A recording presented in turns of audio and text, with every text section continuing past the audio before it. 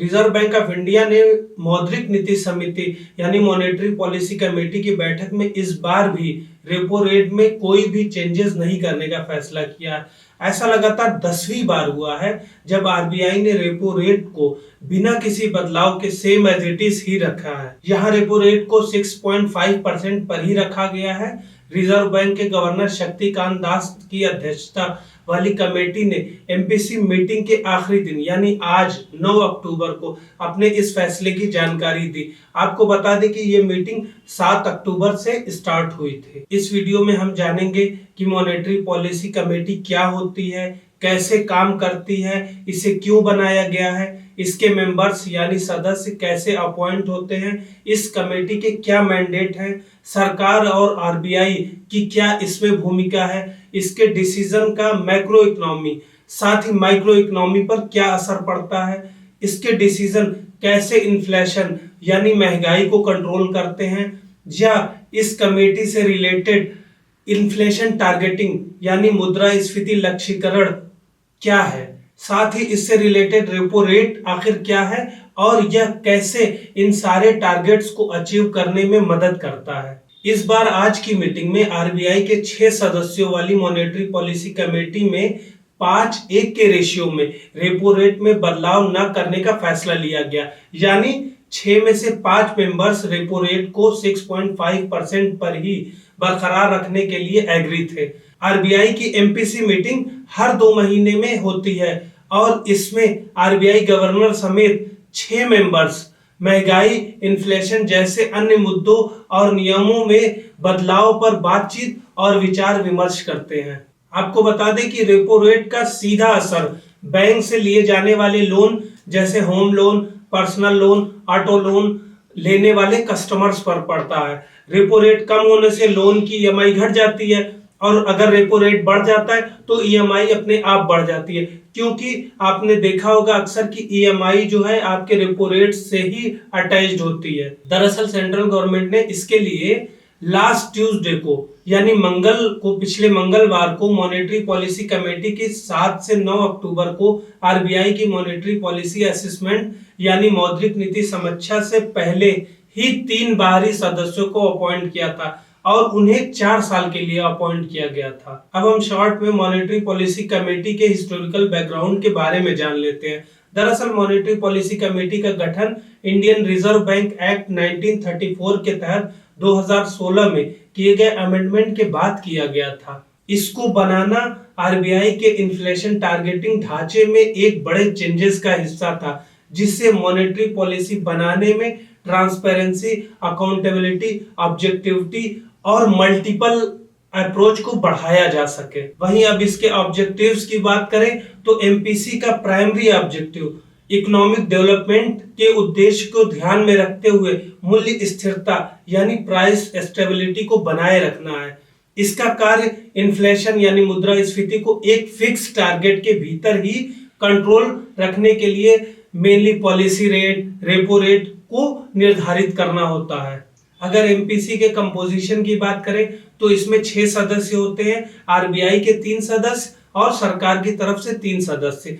अब आरबीआई के 3 सदस्यों में एक तो आरबीआई गवर्नर जो कि चेयरमैन या अध्यक्ष के रूप में कार्य करते हैं, दूसरा मौद्रिक नीति के प्रभारी उप गवर्नर, फिर तीसरा क्या है कि सेंट्रल बैंक ही किसी आरबीआई के ऑफिसर को नॉमिनेट करता है, तो आरबीआई के 3 हो गए।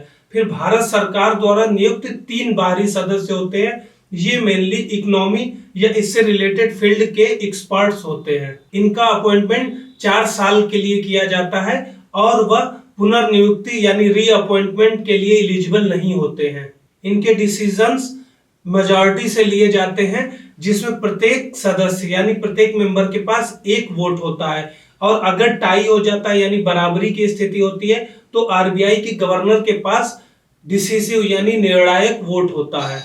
अब इसके मैंडेट और इन्फ्लेशन टारगेटिंग यानी मुद्रास्फीति लक्ष्यीकरण की बात करें तो एमपीसी का मैंडेट इन्फ्लेशन को 4% ±2% की लिमिट के अंदर ही रखना है। इसका मतलब है कि इन्फ्लेशन को जो टारगेट दिया गया है वो 4% का है, जिसकी हायर लिमिट 6% हो सकती है और लोअर लिमिट 2%। समिति आमतौर पर इकोनॉमिक असेसमेंट के लिए या पॉलिसी रेट डिसाइड करने के लिए हर 2 महीने में एक बार बैठक करती है, जहां इन्फ्लेशन और डेवलपमेंट को मद्देनजर रखते हुए डिसीजन लिया जाता है।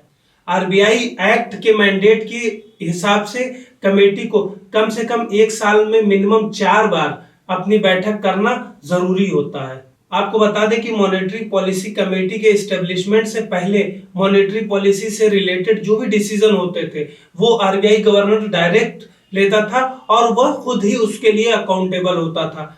अब मॉनेटरी पॉलिसी ने इस प्रोसेस को और ज्यादा डेमोक्रेटिक बनाया और साथ ही इंस्टीट्यूशनलाइज भी कर दिया। साथ ही इसमें आरबीआई के भीतर और बाहर दोनों जगह से मेंबर अपॉइंट होते हैं, तो इससे डिसीजन में एक डाइवर्सिटी आ गई है। वहीं दूसरी तरफ यह डिस्क्रिशनरी कंट्रोल यानी विवेकाधीन नियंत्रण को भी कम करने में मदद करता है। साथ ही मॉनेटरी पॉलिसी से रिलेटेड ऑब्जेक्टिविटी, ट्रांसपेरेंसी, अकाउंटेबिलिटी के साथ एक रूल बेस्ड अप्रोच को बढ़ावा देता है। अब अगर इसके इन्फ्लेशन कंट्रोल या मुद्रास्फीति नियंत्रण में भूमिका को देखें तो मुद्रास्फीति को मैनेज करने के लिए एमपीसी का प्राइमरी टूल रेपो रेट है, जहां रेपो रेट वह रेट होता है जिस पर आरबीआई कमर्शियल बैंक को लोन या ऋण देता है। रेपो रेट में कमी या बढ़ाकर एमपीसी इकोनॉमी में लिक्विडिटी यानी तरलता और डिमांड को इफेक्ट कर सकता है, जो आगे इन्फ्लेशन और इकोनॉमिक डेवलपमेंट पर असर डालती है। आप इसको इस तरह से समझ सकते हैं कि अगर रेपो रेट को बढ़ा दिया जाता है तो बढ़ाने की कंडीशन में लोन लेना महंगा हो जाएगा। जब लोन लेना महंगा हो जाएगा तो मार्केट में पैसे की या मुद्रा की कमी हो जाएगी। जब मुद्रा की कमी होगी तो इन्वेस्टमेंट कम हो जाएगा, प्राइवेट इन्वेस्टमेंट कम हो जाएगा। तो जब इन्वेस्टमेंट कम होगा तो इकोनॉमिक एक्टिविटी कम हो जाएगी, इकोनॉमिक एक्टिविटी कम होगी तो कहीं ना कहीं सारी चीजें, इन्फ्लेशन जो डिमांड है इन्फ्लेशन की, जिसकी वजह से इन्फ्लेशन हो रहा है, वो डिमांड में कमी आ जाएगी। वहीं अगर दूसरी तरफ रेपो रेट को कम कर देता है तो क्या है कि लोन सस्ता हो जाएगा, ईएमआई कम हो जाएगी, तो मार्केट में पैसा ज्यादा आ जाएगा। तो इसमें क्या है कि एक मार्केट में एक बूम आ जाएगा, इकोनॉमिक एक्टिविटी को बढ़ावा देने मिलने लगेगा क्योंकि डिमांड बढ़ जाएगी। इस तरह से हम देखें कि रेपो रेट एक बेस का काम करता है जिस पर सारी इन्फ्लेशन से रिलेटेड एक्टिविटीज जो है बेस्ड है। अब हम आगे आने वाले टाइम में देखते हैं कि आरबीआई की क्या भूमिका रहती है, क्योंकि अभी हम अगर वर्ल्ड लेवल पर देखें तो कुछ दिन पहले ही फेडरल रिजर्व जो अमेरिका का फेड रेट है उसमें भी कुछ पॉइंट कम किया गया है।